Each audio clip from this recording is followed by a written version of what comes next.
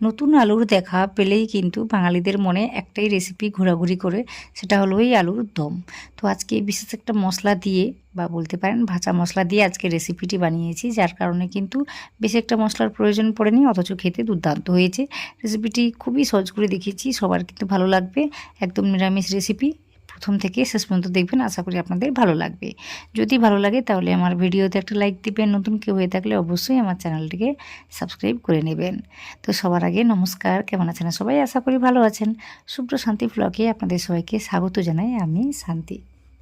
তো এখানে আমি কয়েকটা আলু নিয়েছিলাম, ওইগুলোর খোসা ছাড়িয়ে মোটামুটি 2 ভাগে ভাগ করে নিয়েছিলাম।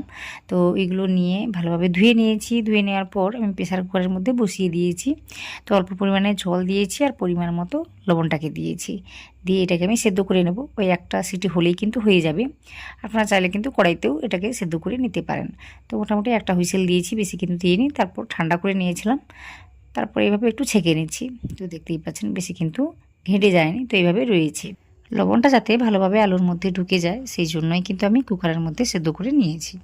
তো এখানে কি করেছি, আমি একটা ভাজা মশলা প্রথমেই তৈরি করে নিচ্ছি। তো এটা দেওয়ার কারণে কিন্তু রেসিপির স্বাদ একদমই বদলে যায়। তো সেই জন্য আমি কী করেছি, দুটো ওই শুকনো লঙ্কা, দুটো এলাচ, তারপর ওই লবঙ্গ দুটো, তারপর একটু দারুচিনি দিয়েছি। আর 1 চামচের মতো দিয়েছি আমি গোটা জিরে, 1 চামচের মতো দিয়েছি ওই যে গোটা ধনে। তো এগুলোকে দিয়ে আমি ভালোভাবে ভেজে নিচ্ছি। তো হালকা আঁচে মোটামুটি একটু সময় নিয়ে ভেজে নিতে হবে। তো এটা মোটামুটি খুব কি বলবো, পুড়ে গেলে হবে না। তো এদিকে এই সময় কাজটিকে করে নিতে হবে, তাহলে পরে কিন্তু খেতে ভালো লাগবে, নাহলে কিন্তু তেতো লাগতে পারে। তো একটু বুঝে শুনে কাজটিকে করে নিতে হবে। তো এটা মোটামুটি ভাজা হয়ে গিয়েছে। তো একটু ঠান্ডা করে নেব, তারপর এটাকে আমি গুঁড়িয়ে নেব। তো দেখতেই পাচ্ছেন সুন্দরভাবে কিন্তু আমি ভেজে নিয়েছি। তারপর এই কড়াইটাই নিয়েছি। তো ওখানে আমি 2 চামচের মতো কী বলবো, বড়ো চামচে 2 চামচের মতো তেলটাকে দিয়েছি। দেওয়ার পর ওই যে আমি সেদ্ধ করা আলুটাকে রেখেছিলাম না, ওটা আমি ভেজে নিচ্ছি।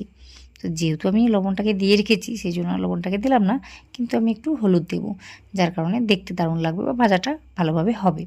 তো এইভাবে আমি কাজটিকে করে নিচ্ছি, একটু সময় নিয়ে ভেজে নিচ্ছি। বেশি একটা সময় লাগে না। আর এই আলুগুলো সেভাবে সেদ্ধ হয়ে যায়নি, যার কারণে কিন্তু সুন্দরভাবে ভাজাটা হয়ে যাচ্ছে। আর যদি খুব বেশি কি বলবো সেদ্ধ হয়ে যায়, তখন কিন্তু ওই ভালোভাবে কিন্তু ভাজা হয় না, কড়াইতে লেগে লেগে যায়।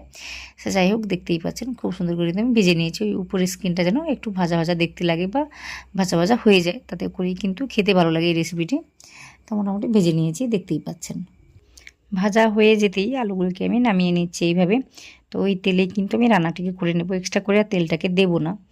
তো আমি কি করেছি, ওই গ্যাসের ফ্লেমটাকে লো রেখে 3টে তেজপাতা দিয়েছি, আর ওই 1/2 চামচের মতো গোটা জিরে দিয়েছি।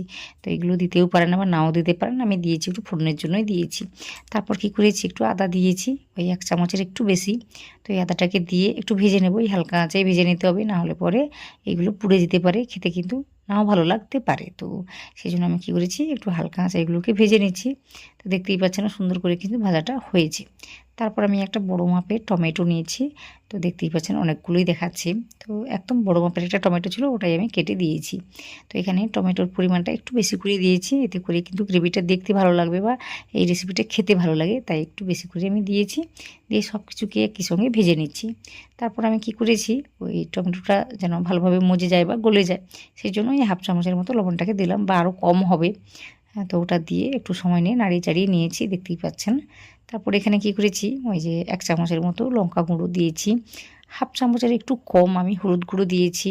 তারপর ওই যে ভাজা মশলাটাই দিয়েছি, ওই 1 থেকে 1.5 চামচের মতোই দিয়েছি, একটু রেখে দিয়েছি পরে দেবো বলে। তো এখন মোটামুটি এইগুলোকে দিয়ে একটু ভেজে নিচ্ছি, সময় নেই, কাজটিকে করছি। এতে করে কিন্তু ওই যে মশলাগুলোর ফ্লেভার রয়েছে না, ওটা কিন্তু সুন্দরভাবে বেরিয়ে আসবে, আর এই রেসিপিটি খেতে কিন্তু দুর্দান্ত লাগবে। তো একটু সময় নিয়ে ভেজে নিয়েছি, ভেজে নেওয়ার পর অল্প করে একটু জল দিচ্ছি, বলতে পারেন ছোটো চামচের 2 চামচ মোটামুটি এইভাবে জলটাকে আমি দিয়েছি। দিয়ে না সব কিছুকে ভালোভাবে কষিয়ে নিচ্ছি। তো যতক্ষণ না এই জলটা শুকিয়ে যায় বা এই মশলাগুলো থেকে তেলটাকে মোটামুটি বেরোতে দেখছি, ততক্ষণ অবধি আমি কিন্তু ভেজে নেব। তো এইভাবে কিন্তু একটু ভেজে নিতে হবে। তারপর একটু আমি চিনি দিয়েছি। তো যেহেতু অনেকগুলো আমি টমেটো দিয়েছি, সেই জন্য কিন্তু অল্প করে চিনিটাকে দিয়েছি। দেওয়ার পর সব কিছুকে একসঙ্গে ভালোভাবে ভেজে নিচ্ছি। তো দেখতেই পাচ্ছেন মশলাগুলো থেকে কিন্তু খুব সুন্দরভাবে তেলটা ছেড়ে গিয়েছে। তো এইভাবে কিন্তু কাজটিকে করে নিতে হবে, একটু সময় নিয়েই কাজটিকে করতে হবে। তো মোটামুটি এই সময় আমি কি করেছি, ওই যে ভেজে রাখা আলুটা ছিল, ওটাকে আমি দিয়েছি। দিয়ে না সব কিছুকে ভালোভাবে মিশিয়ে নিতে হবে। তো এইভাবে কাজটিকে করে নিলে আলুর মধ্যে কিন্তু এই মশলাগুলো সুন্দরভাবে ঢুকে যায়, খেতে কিন্তু দুর্দান্ত লাগে। তো একটু সময় নিয়ে আমি কাজটি করছি। আর এখন কিন্তু আমি লবণটাকে দিইনি, আগে আমি দিয়েছি, তারপর আলুর মধ্যে আগে থেকে দেওয়া ছিল। তো জলটাকে দেওয়ার পর আমি চেখেই কিন্তু দেবো। সে যাই হোক, মোটামুটি সব কিছুকে দিয়ে ভালোভাবে মিশিয়ে নিয়েছি। মিশিয়ে নেওয়ার পর কিন্তু আমি কি করেছি, ওই যে একটু জল দিচ্ছি।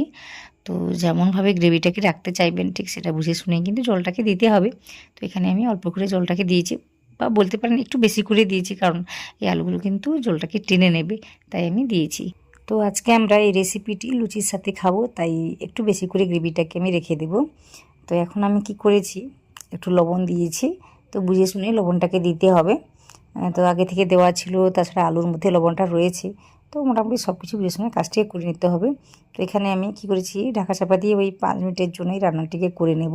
তাতে করেই কিন্তু সুন্দরভাবে মশলাগুলো ঢুকে যাবে এই আলুর মধ্যে। তো দেখতেই পাচ্ছেন, আমি 5 মিনিট পরেই আপনাদের দেখাচ্ছি। দেখুন কতটা সুন্দর লাগছে দেখতে। এটা কিন্তু অনেকটা জল দেখাচ্ছে এখন, পরে কিন্তু শুকিয়ে গেলে একদম গাঢ় গাঢ় হয়ে যাবে, আপনারা দেখতে পাবেন। তো এখানে আমি কি করেছি, ওই যে 1 চামচের মতো ভাজা মশলাটা ছিল, তো ওটাই আমি দিয়েছি। দিয়ে আরও 1 মিনিটের মতো রান্নাটিকে করে নেব। এতে করে কিন্তু রান্নাটা সুন্দরভাবে হয়ে যাবে।